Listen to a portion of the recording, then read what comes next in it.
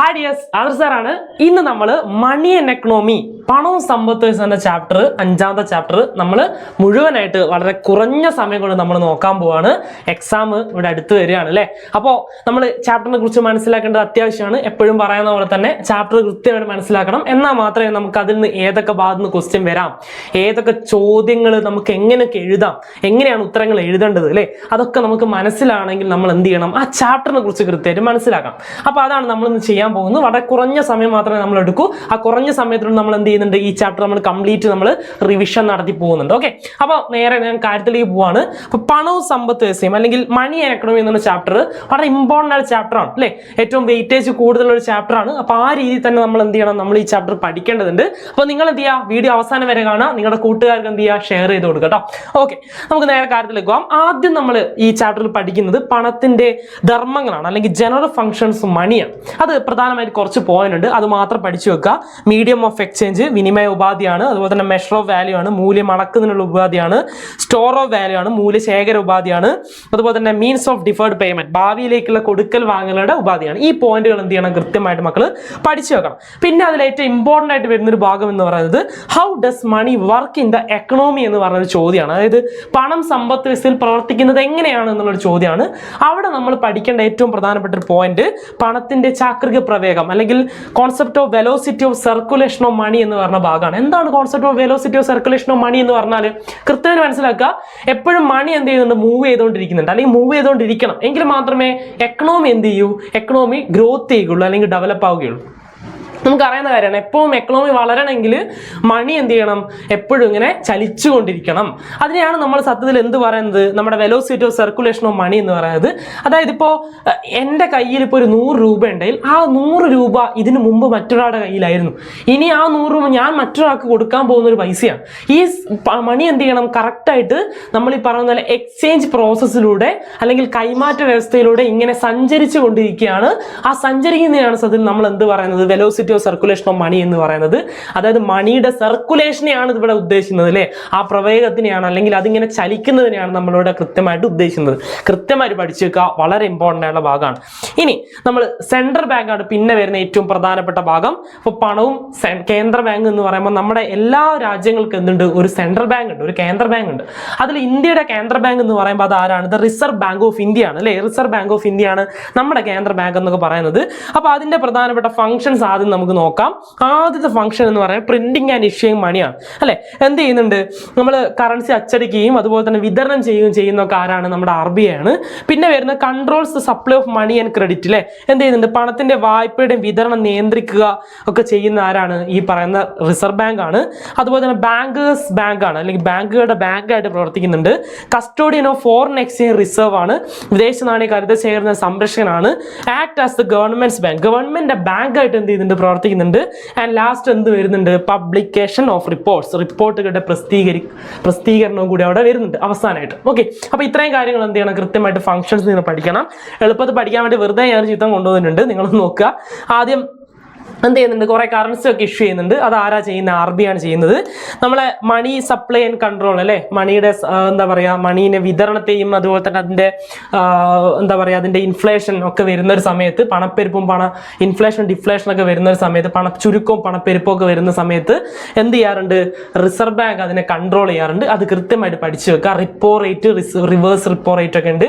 അത് ഇൻക്രീസ് ചെയ്തിട്ടാണ് ആരെന്ത് ചെയ്യുന്നത്, റിസർവ് ബാങ്ക് ഇതിനെ കൺട്രോൾ ചെയ്യുന്നത്. ആ കാര്യങ്ങളൊക്കെ ഒന്ന് പഠിച്ചു വെക്കുക. പിന്നെ ബാങ്കേഴ്സിന്റെ ബാങ്ക് ആയിട്ട് പ്രവർത്തിക്കുന്നുണ്ട്.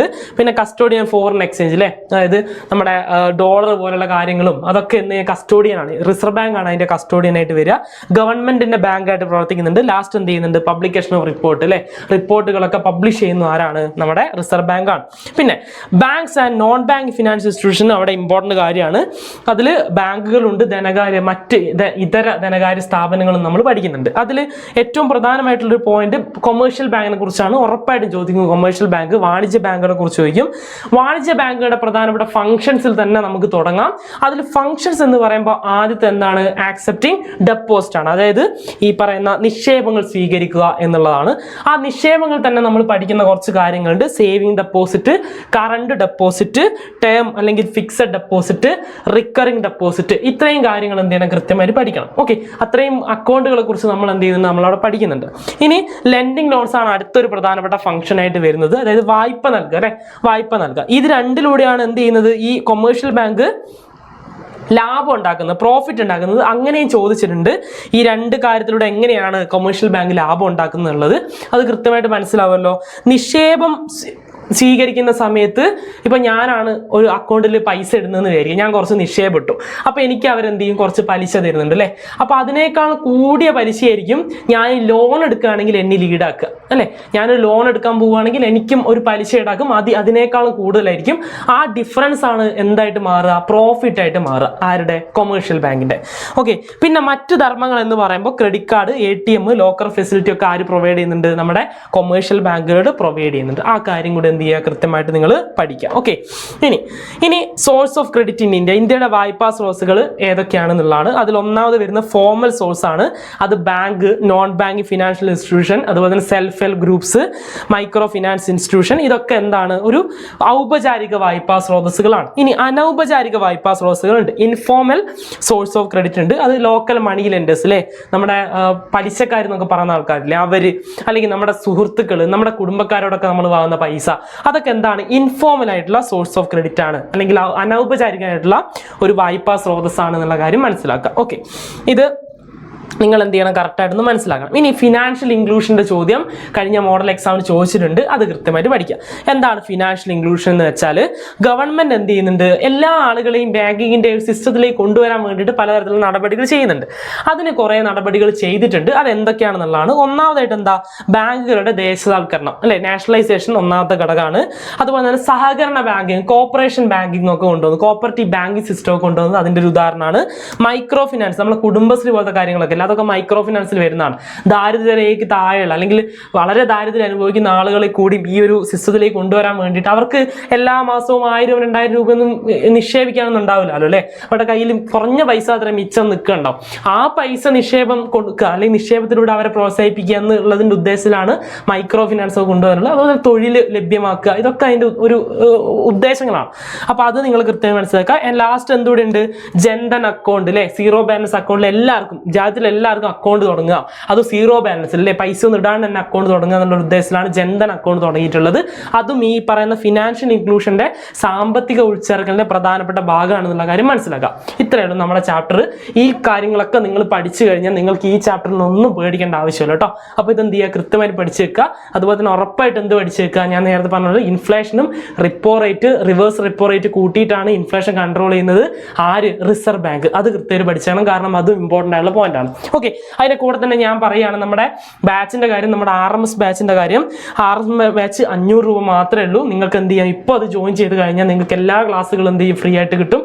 അതിൽ എല്ലാ ക്ലാസ്സുകളും നിങ്ങൾക്ക് കിട്ടുന്നതാണ്. അപ്പോൾ ഇനി കുറഞ്ഞ സമയം കൂടിയേ ഉള്ളൂ അല്ലേ, കുറഞ്ഞ സമയം കൂടിയേ ഉള്ളൂ. പക്ഷേ നമുക്ക് ഏറ്റവും ഇമ്പോർട്ടൻ്റ് ആയിട്ടുള്ള സബ്ജക്റ്റുകൾ ഇനിയും വരാനുണ്ട്.